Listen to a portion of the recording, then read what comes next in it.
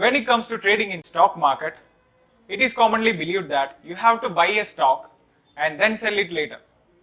But this is oddly not the case. You can sell a stock that you don't have and then buy it later. So what? Selling a stock that you don't have? Hi, this is Vignesh from Edufin.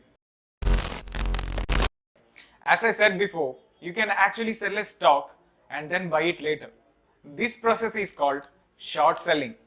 So with all these terms and jargons, you must be really confused what the hell is short selling. So let's clear that with an example. Let's take three characters for this. Mr. A, Mr. B and Mr. C. So Mr. A has a smartphone and he wishes to sell it, and Mr. C on the other hand wants to buy a smartphone but he doesn't know how and he has the money.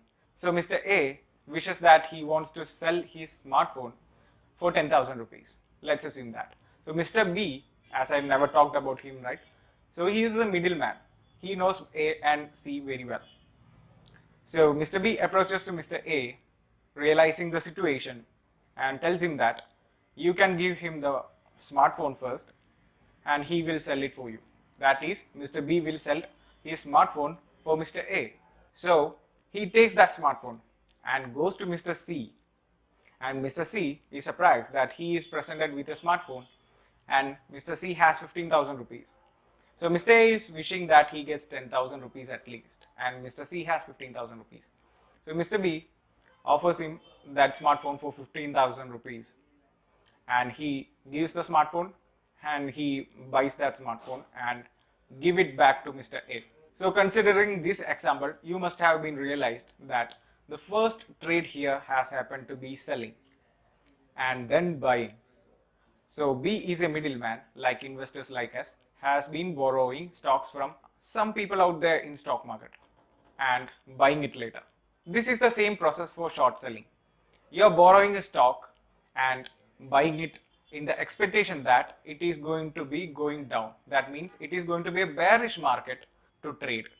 So when it comes to short selling, here you can see that you have a sell order and buy order. First you click sell order and you can see that you can execute an order like that.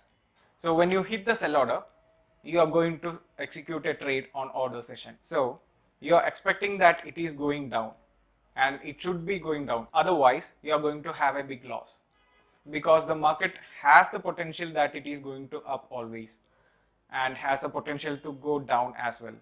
So it depends upon the person, what strategy he uses, what things he is considering for a bearish trade, everything. So I suggest you guys to keep in touch with our channel. Edufin brings you a lot of information about finance and trading. So thank you guys. This is Vignesh signing off from Edufin.